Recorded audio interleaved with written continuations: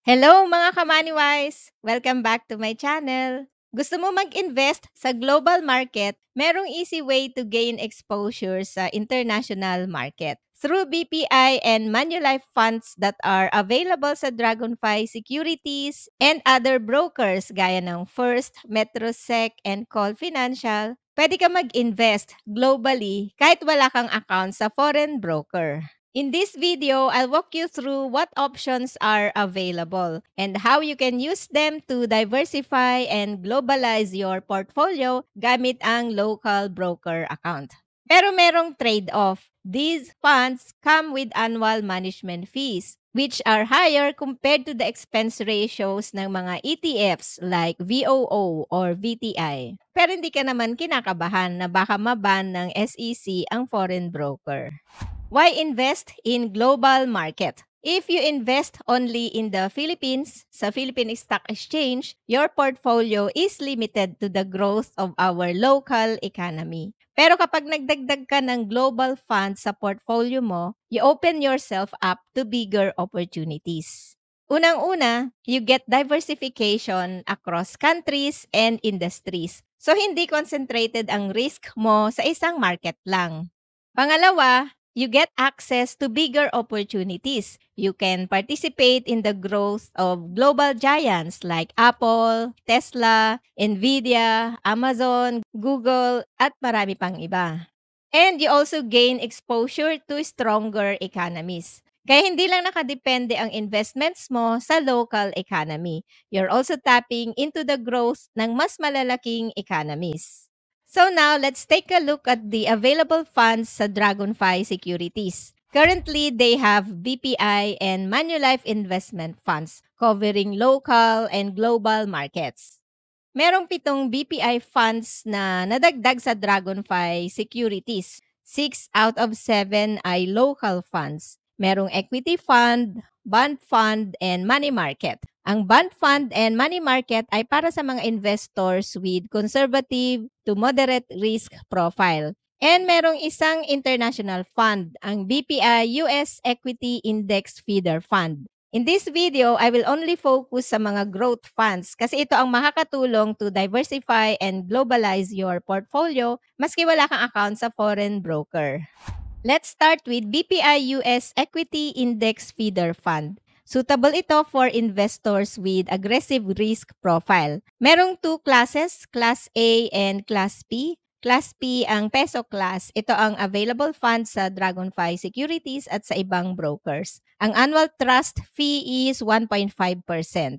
This is a BPI fund that invests at least 90% of its assets into a target fund abroad. Ang target fund niya is S&P 500 ETF. Ang ETF code sa New York Stock Exchange is SPY. However, if you invest directly sa broker like GoTrade and Interactive Brokers, fee is much lower. Ang expense ratio ng SPY is 0.0945% versus 1.5% annual trust fee ng fund na ito.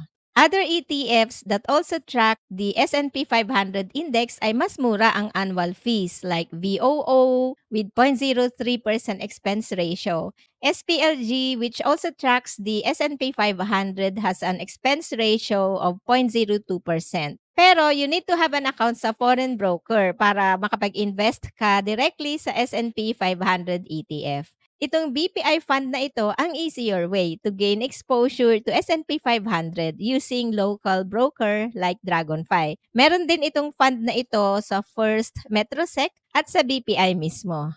Ito ang top 10 holdings ng Target Fund. The S&P 500 covers 500 of the largest US companies across different industries. The S&P 500 is tech-heavy. 34% ng holdings niya ay IT stocks. If you look at the top 10 holdings, puro big tech companies ang nandito, gaya ng Nvidia, Microsoft, Apple, Amazon, Meta. Kaya kung bibili ka ng S&P 500 fund, you're betting on the strength of US tech giants. Ito naman ang cumulative and annualized performance ng fund. The fund's reported returns, both cumulative and annualized returns, are already net of fees. So, bawas na yung management fees dito. Fund performance includes reinvested dividends kasi hindi naman nagbibigay ng dividends ang fund na ito.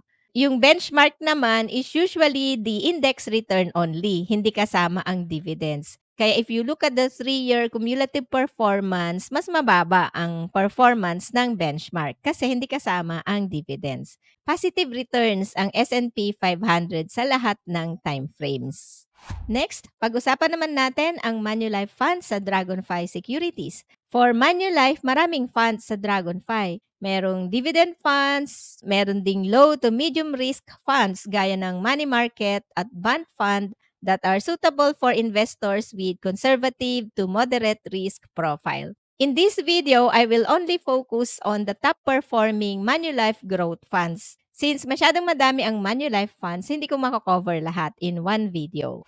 Let's start with Manulife Dragon Growth Equity Feeder Fund. This is a UITF structured as a feeder fund. Annual trust fee is 1.75%. China still presents a lot of growth opportunities in sectors like healthcare, new and niche consumption, artificial intelligence to autonomous driving, and even humanoid robotics. Ang maganda dito, these are domestically driven trends and not as affected by global macroeconomic fluctuations.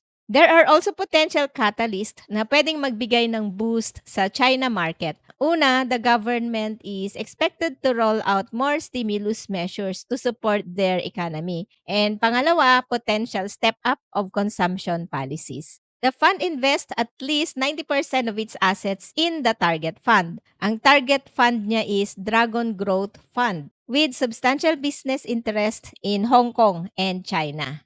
Ito ang top 10 holdings ng fund na ito. The biggest positions are in Tencent, Alibaba, and Xiaomi, mga tech giants na malakas din sa AI and digital innovation. This fund is China and Hong Kong diversified, covering different sectors like tech, finance, healthcare, and industrials. In terms of performance, mababa ang 3-year return ng fund, pero ang 1-year performance niya is strong. China's market is bouncing back as shown by its strong 1-year return. Net of fees ang reported returns dito. Ang annual trust fee ay naka-incorporate na siya sa NAVPU.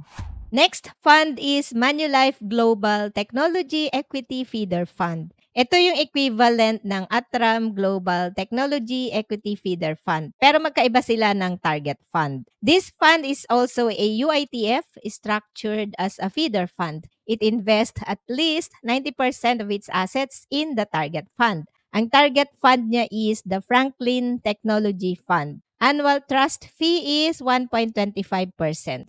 This fund is focused on digital transformation. We are still in the early stages of massive digital transformation. Bumagal ng konti ang consumer tech demand after the pandemic, pero on the positive side, companies continue to invest heavily sa automation, cloud, and other digital tools. That means malaki pa rin ang long-term growth potential ng digital transformation.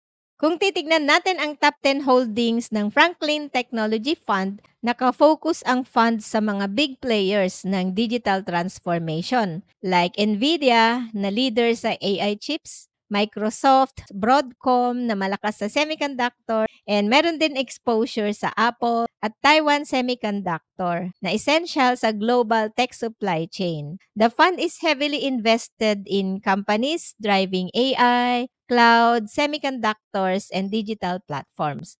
In the short term, 6 months to 1 year, maganda ang performance ng fund. Medium to long term, mataas ang returns at 84.79% cumulative performance. Pero nag-underperform siya versus benchmark. At dahil nakafocus ang fund na ito sa high growth, may potential pa rin for long-term investors.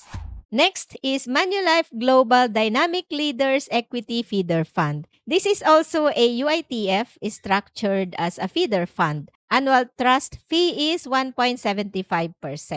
Ang strategy ng fund managers dito is to stay focused on the long term, investing in high-quality industry leaders with proven track record. Kahit may short-term volatility due to uncertainties, fund managers believe that these companies will continue to deliver solid and consistent results over time. Ang top 10 holdings ay nasa global leaders in their industries. Nandito ulit ang mga tech giants like Microsoft, Nvidia, Google, Amazon, Broadcom at Meta. Malaki ang exposure ng fund sa digital transformation at AI growth. Meron ding financials, healthcare, and semiconductors. Overall, this fund is designed to invest in high-quality, dynamic leaders, companies na merong strong market position at potential for consistent growth in the long run. The fund is performing positively, pero kung i-compare sa benchmark, medyo nag-underperform siya. Since inception 2 years ago, positive ang cumulative return at 53%. Mataas. Pero mas mataas pa rin yung benchmark niya at over 65%. Next fund is Manulife American Growth Equity Feeder Fund. Ang target fund niya is US equity fund that invest in North American companies. Annual trust fee is 1.75%. The top 10 holdings also include the biggest US companies. Nandyan din ang Amazon, Google, Microsoft, Apple, na kilalang mga tech leaders. Well-diversified siya. May semiconductor, meron ding energy, real estate and home building, industrials, and healthcare. This fund gives you exposure to the US economy across different sectors with strong presence sa technology. Over the past 1 year, the fund gained 10.3%. Ang 3-year cumulative return ay mataas at 50%. Pero nag-underperform siya versus its benchmark na S&P 500. Maganda ang performance ng mga funds maski merong annual fees. Next fund is Manulife Global Clean Energy Equity Feeder Fund. This is also a UITF structured as a feeder fund. Ang annual trust fee is 1.25%.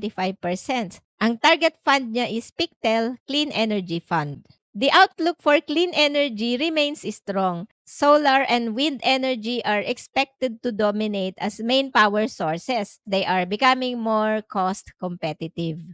So 100% invested ang fund sa clean energy-related companies and nakadiversify ang target fund sa iba't ibang sectors. The top 10 holdings of the Pictet Clean Energy Fund show a good mix of technology, energy efficiency, and renewable power companies.